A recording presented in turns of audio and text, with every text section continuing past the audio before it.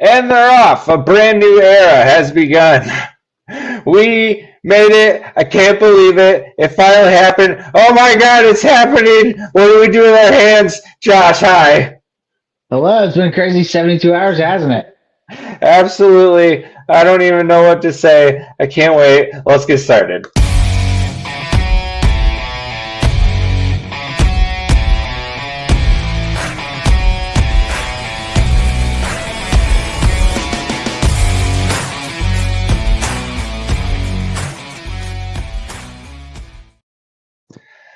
All right, welcome in. This is Jaguars Uncovered on the Undroppables Network. I am your host, Schultzy, with my other host, Josh. Did the audio and the video sound weird to you? Yeah, a little bit. Okay, it wasn't just me. Great, awesome. Good thing we're getting rid of that soon anyways. Doug's gone. We're awesome. How's it going, buddy? I feel like I asked you that already, but who cares? Oh yeah, you asked, but with everything that happened, I don't blame you. It's been a whirlwind.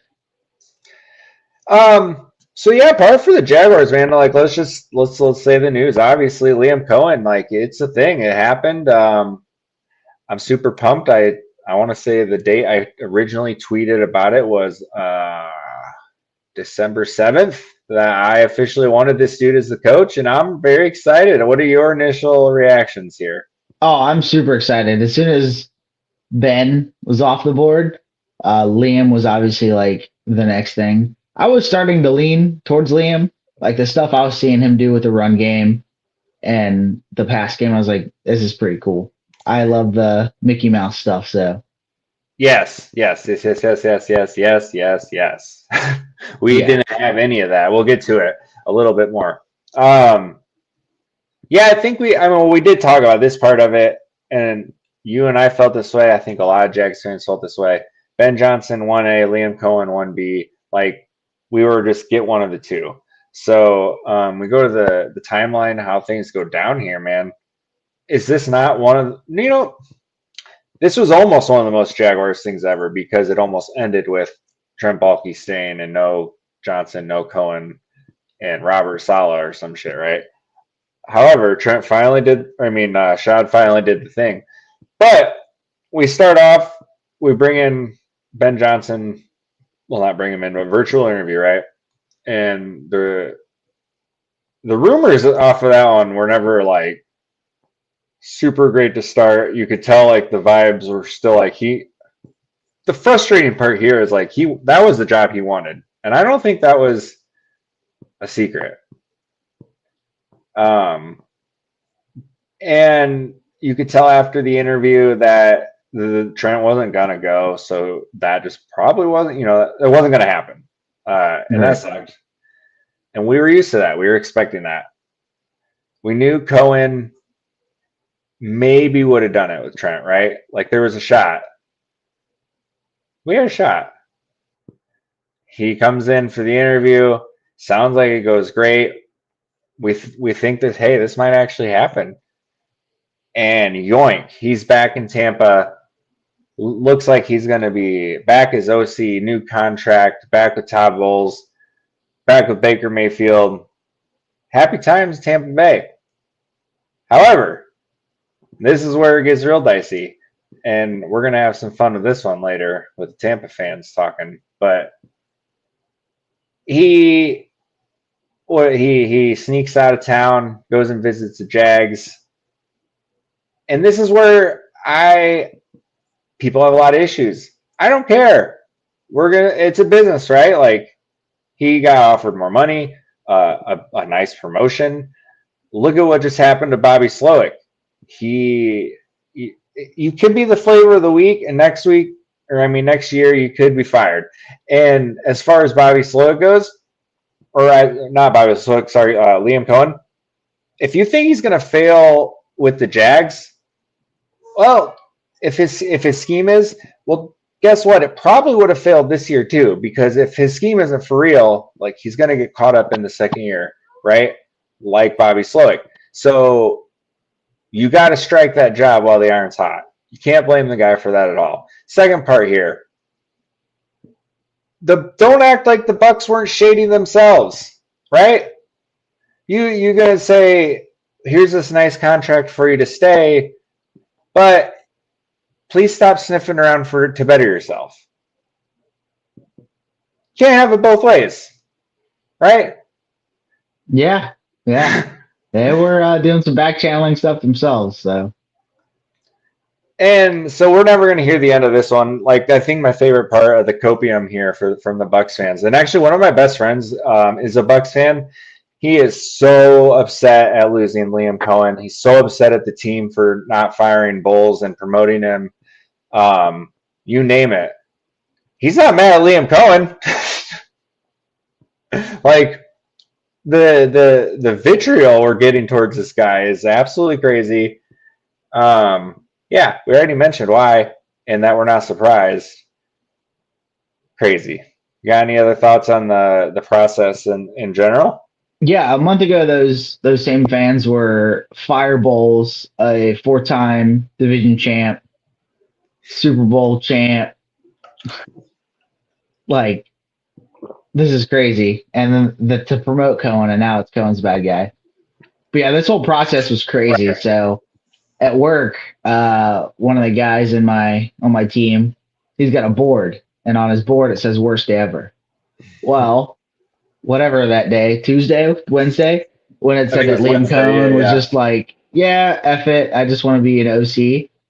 Instantly had to write that on the board, worst day ever. I had to backdate it to 1/6 because he didn't fire Baalke then. I held off because I was going to wait for the coaching search. 2 hours later, Shad Khan fired. Like a dude texted me like, "Are you crying in your seat right now?" I was like, "What are you talking about?" And he hits me with the Baalke just got fired. I was like, "Dude, if you're trying to troll me, it's not funny." Because I didn't get the Schefter tweet yet. I didn't see it. I don't get the greatest service on my desk. So I go to ESPN and I see it. Instantly go over to that board. Best day ever. Had to put the date on there. And just explaining that to people at work, like, why is this the best day ever? Well, let me tell you about my favorite football team that usually stupid, but they did something good today. So we had a e-learning day because we had just gotten some snow, and so I'm in North Carolina and a little bit of snow. Oh, very familiar. Okay. Can't do anything here, right? So we had an e-learning day, and I was home with my son.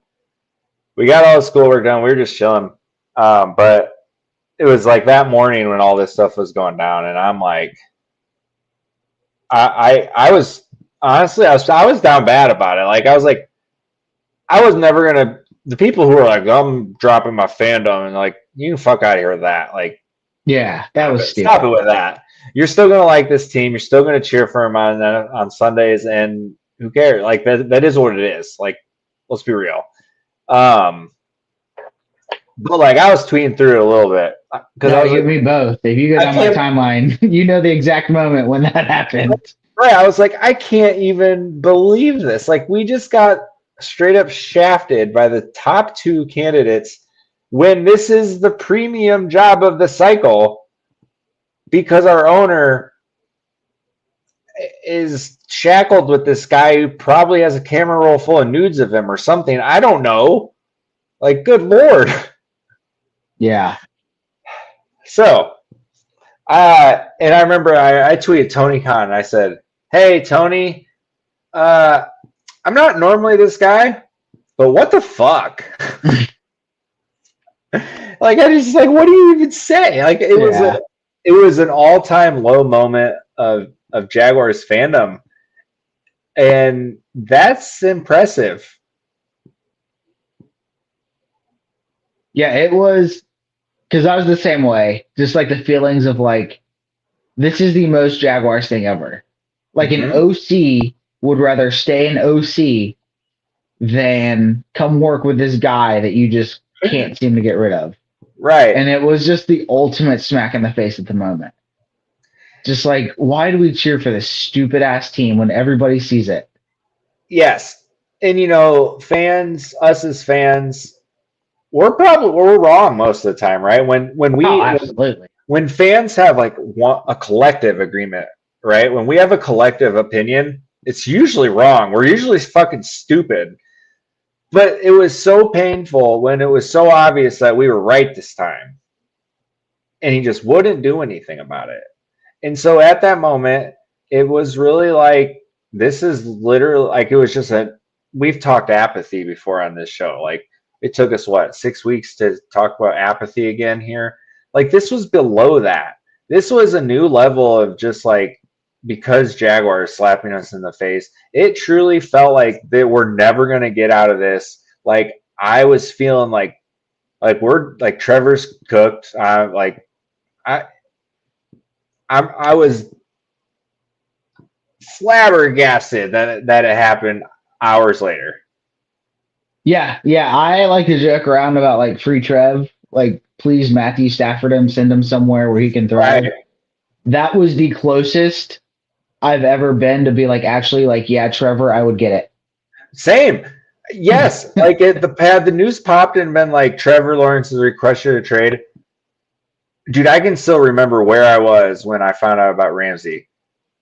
But I would have felt the same way. But at the same time, I would have been like, yeah, I mean, I get it. Yeah, Ramsey, it was like, you're a bitch and I hate you. But this one would be, yeah. Nah, man, like, I totally get it. Yeah. Nah. Then you see how many players were liking like the post on Instagram or whatever. Dude, it just kept coming. Crazy, man. Like, it was so fucking obvious. It was like every draft pick there this year. Yes. So we're gonna free BTJ. Let's talk a little bit of Liam Coen's scheme. Do you got anything off the cuff really quickly on that while I pull up something? Liam Coen did awesome things with the run game. The Bucks were dead last in the league in rushing, and he got onto top 5. And then you just watch the stuff he does, the way he uses motion to open up things between the run and the pass. He just does some dirty little things, and it's freaking awesome. He'll slightly move a running back out, and then you can see how it affects the linebacker. And then, oh, dude, it's watching the Coen film is awesome. The Underdog guys did an awesome video on that. Colt McCoy and Josh Norris. Yeah, they killed that. And so our guy #ours, great Twitter follow. Yeah, Whirly Bird. Yeah, great guy to interact with. He's been posting the clips. And dude, there was one that they hit Godwin on like a wheel route, right?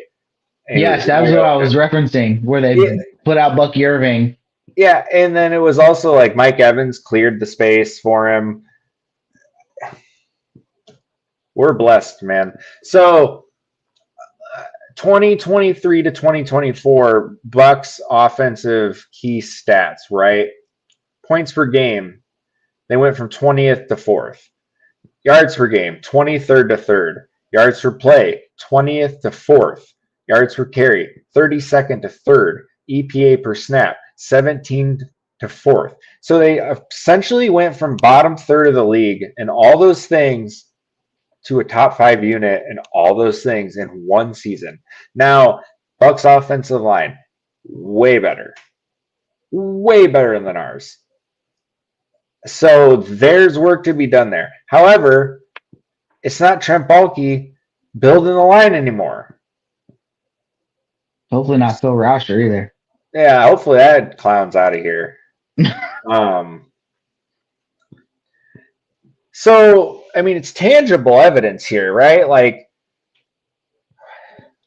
and that's not even talking about just the creativeness and just how wild like the scheme looks while you're watching, and it just works, man. It's so creative. It gets to the guys in space so well. I'm excited to see what ETN can do because he's a missed tackles force guy like Bucky Irving. I'm gonna be honest, Bucky's probably a better football player. That dude is something else. But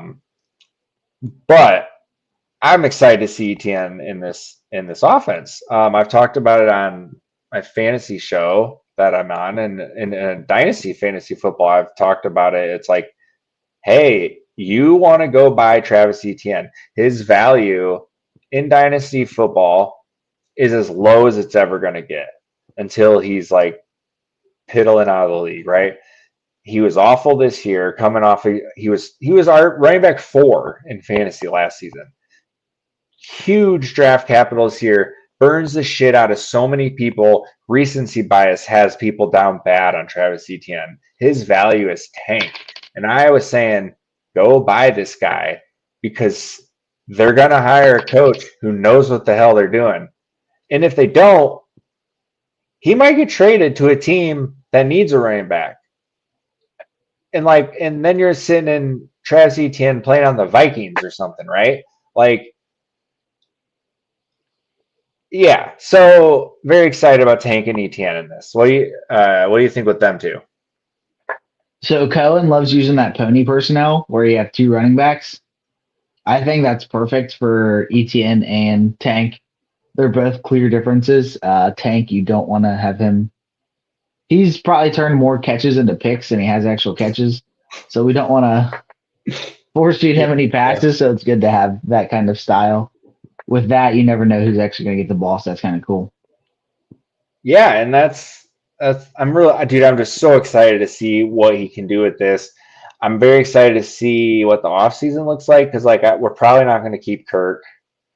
People have been rumbling about Godwin potentially following him over. Is he a free agent? Yeah. Okay. I Coming love off an injury though. I love Godwin as a player.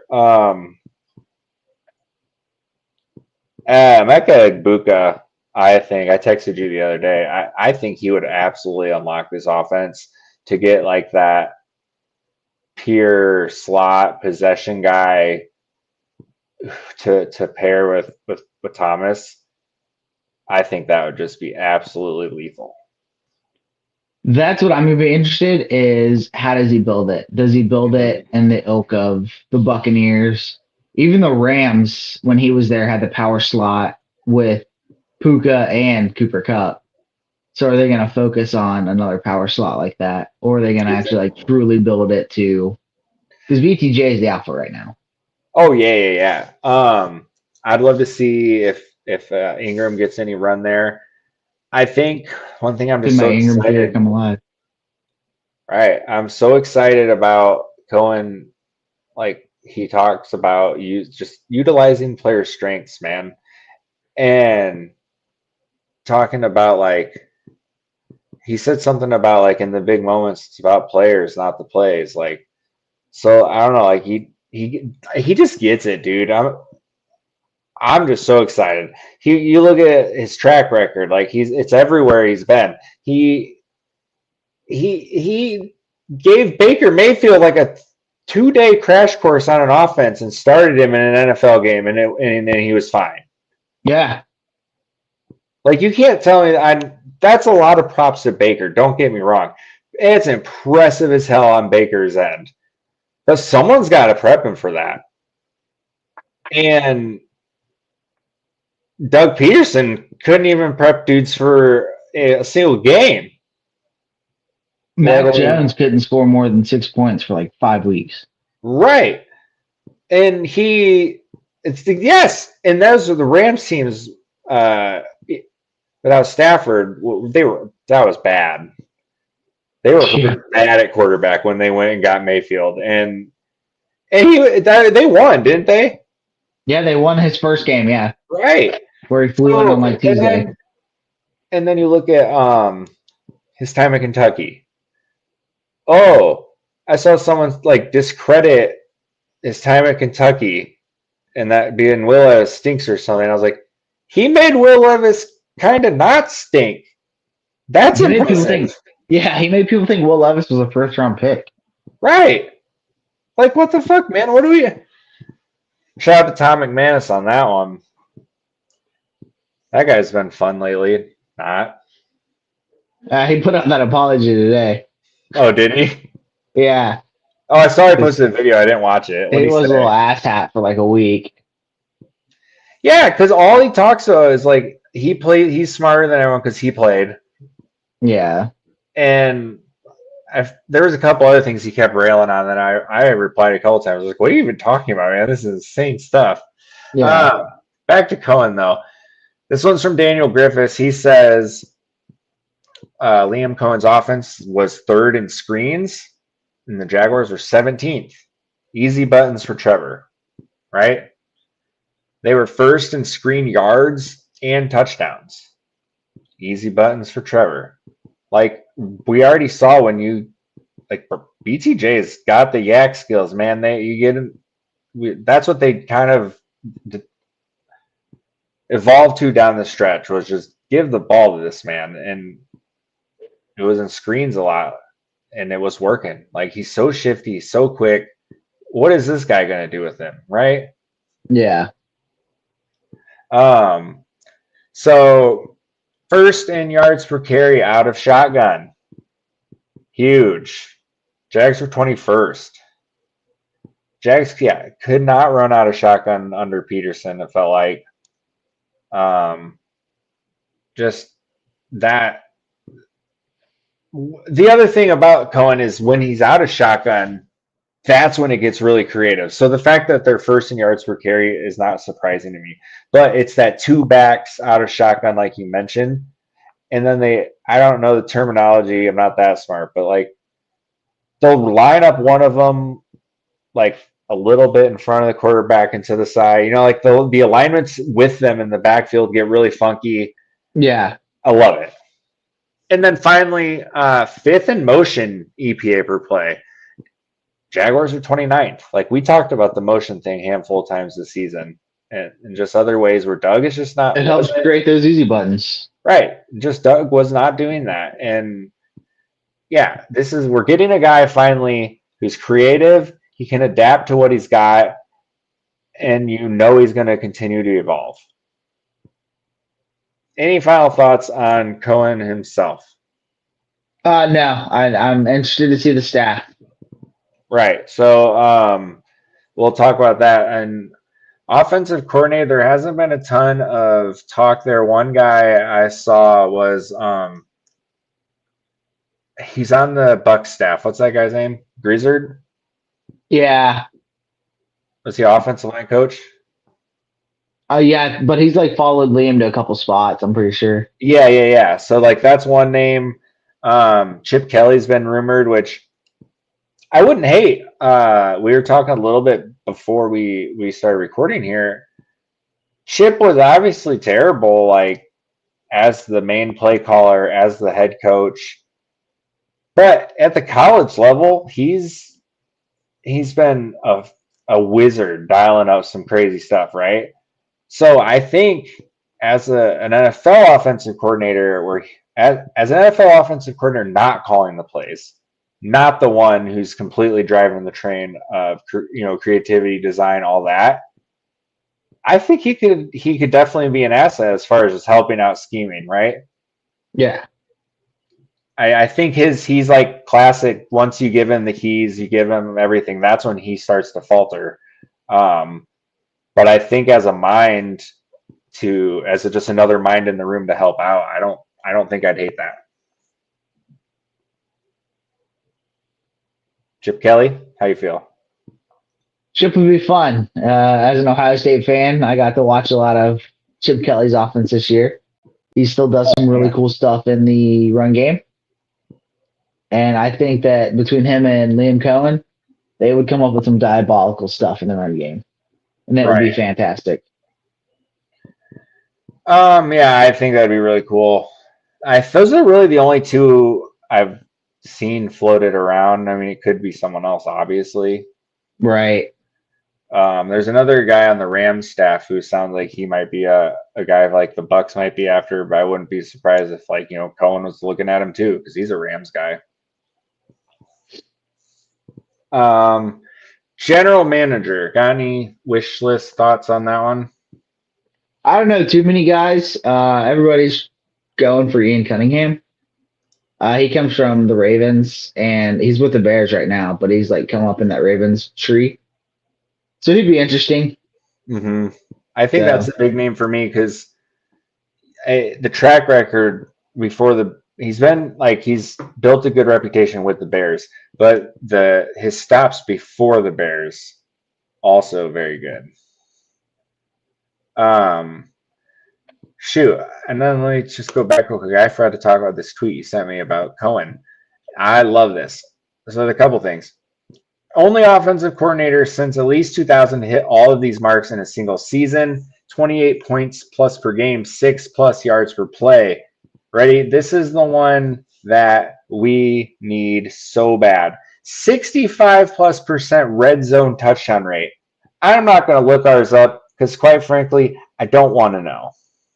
Yeah, I want to say it was in the red zone touchdown rate was in the 40s, low 40s. Yeah, probably. It was abysmal. And then finally, 50+% third down conversion rate.